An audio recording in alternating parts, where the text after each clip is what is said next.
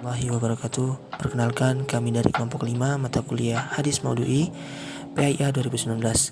Kali ini kelompok kami akan membahas mengenai perkara bid'ah yang sudah disajikan materinya di dalam PPT kami yang cukup sederhana dan insya Allah bermanfaat untuk kita semua.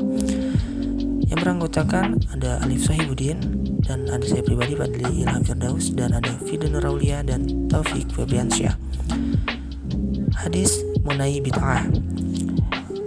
An Ummil Mu'minina Ummi Abdillah Aisyah radhiyallahu anha qalat qala Rasulullah sallallahu alaihi wasallam man ahdatsa fi amrina hada ma laysa minhu fahuwa raddu wa fi riwayatil lil Muslim man amila amalan laysa alaihi amruna fahuwa raddu, yang artinya dari Ummul Mukminin Ummu Abdillah Aisyah radhiyallahu anha, dia berkata, Rasulullah sallallahu alaihi wasallam bersabda, barang siapa mendatangkan hal baru dalam urusan agama yang tidak termasuk bagian darinya atau tidak ada dasar hukumnya menurut Al-Quran dan hadis ataupun menurut perintah Allah dan Rasulnya, maka dia tertolak.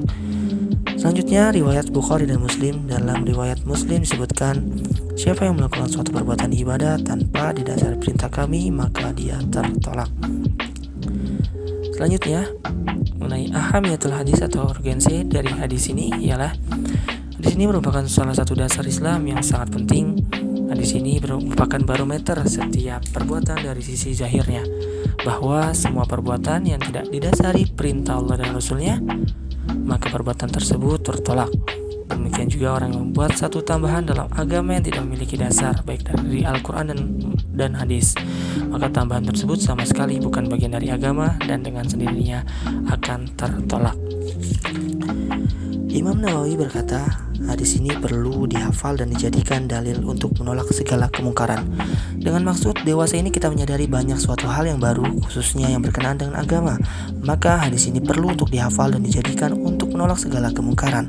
Akan tetapi patut digarisbawahi, tentu hadis ini jangan ditelan mentah-mentah jika ditemukan sesuatu hal yang baru yang sekiranya berbau kezaliman atau kemungkaran menurut pemahaman kita. Kita sebagai kaum intelektual perlu melihatnya secara luas ataupun terbuka dari aspek yang mendukung seperti penafsiran para fuqaha akan suatu hal tersebut, sumber hukum Islam selain Al-Quran dan hadis, dan kontekstual moderasi keberagaman masyarakat modern dengan tujuan agar tidak terjadinya kasus saling menjatuhkan atau menyalahkan antar muslim. Selanjutnya Ibnu Hajar Al-Haytami berkata, hadis ini merupakan salah satu dasar Islam secara tekstual, memiliki manfaat yang sangat luas karena ia merupakan dasar global dari semua dalil. Yang artinya hadis ini bisa menjadi sebuah landasan dalam argumentasi dengan tujuan untuk memperingati dalam hal baik antar sesama muslim di berbagai aktivitas sehari-hari yang ditemukan hal-hal baru yang berkaitan dengan agama tanpa adanya di dalamnya landasan hukum syara baik dari Al-Quran dan hadis maupun sumber pengambilan hukum lainnya dalam Islam. Dan selanjutnya ada fikul hadis atau kandungan hadis. Pertama, Islam dilakukan dengan cara ittiba, yaitu mengikuti, bukan ibtidak, yaitu mengada-ada. Hadis ini merupakan jawami'ul kalim, singkat namun penuh makna, yang mengacu pada berbagai nas Al-Quran yang menyatakan bahwa keselamatan seorang hanya akan didapat dengan mengikuti petunjuk Rasulullah SAW dan bukan mengada-ada suatu perkara yang di dalamnya tidak memuat akan hukum syara. Sebagaimana disebutkan dalam firman Allah, katakanlah wahai Muhammad, jika kalian semua mencintai Allah, maka ikutilah aku. Tentu Allah sesungguhnya akan mencintai kalian.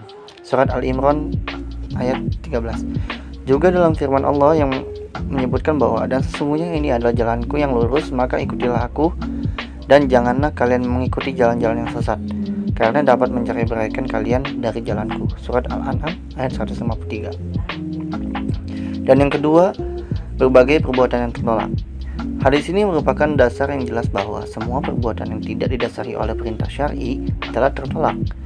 Hadis ini juga menunjukkan bahwa semua perbuatan baik yang berhubungan dengan perintah maupun larangan terkait dengan hukum syara, karenanya sungguh sangat sesat perbuatan yang keluar dari koridor yang telah ditentukan syara.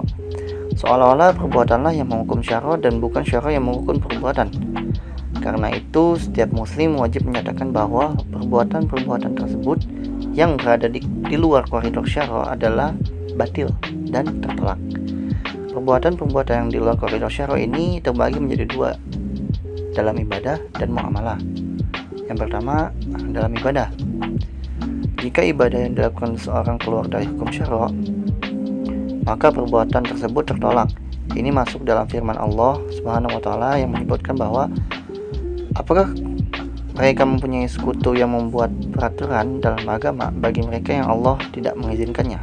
Surat Asy-Syura ayat 21.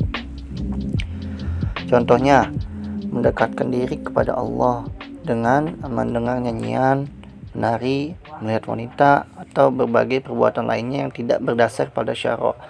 Mereka inilah yang orang-orang yang dibutakan hatinya oleh Allah hingga tak bisa melihat kebenaran dan bahkan kemudian selalu mengikuti langkah-langkah syaitan. Mereka mengklaim bahwa mereka bisa mendekatkan diri kepada Allah melalui kesesatan yang mereka ciptakan.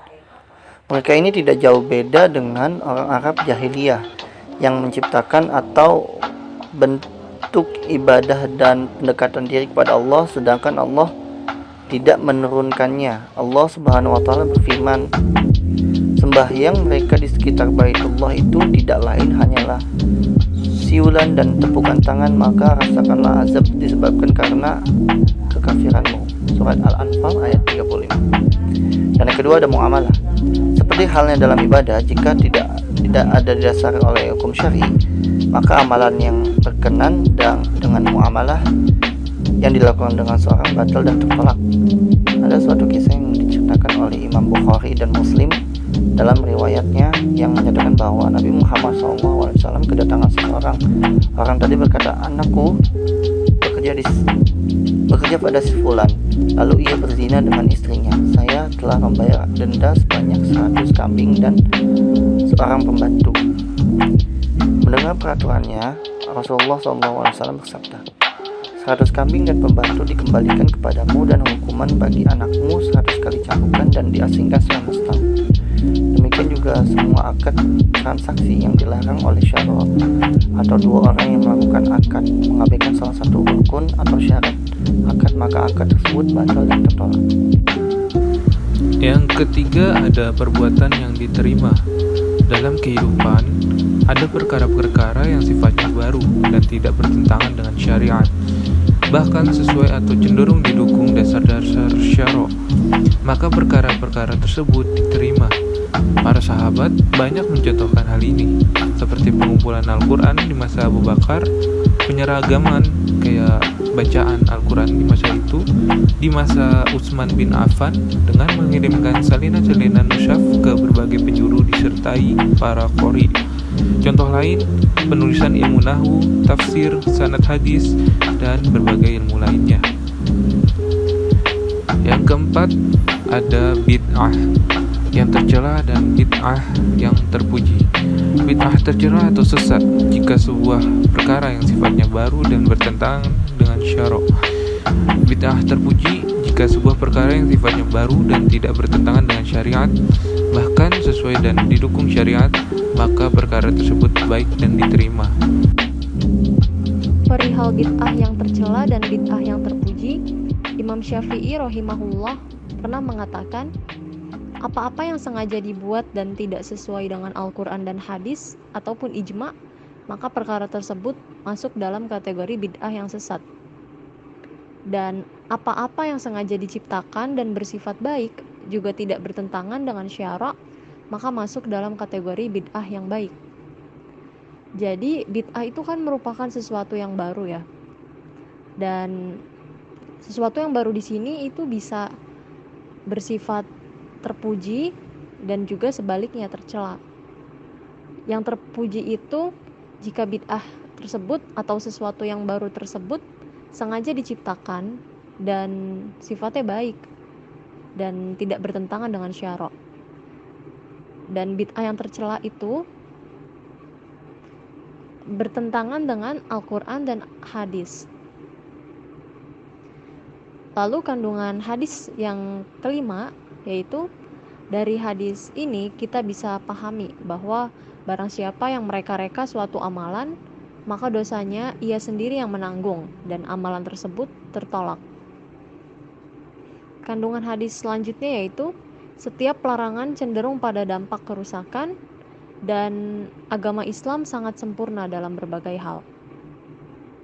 Kesimpulan dari pemaparan materi kami hari ini adalah bahwa hadis ini merupakan suatu barometer setiap perbuatan dari sisi zahirnya.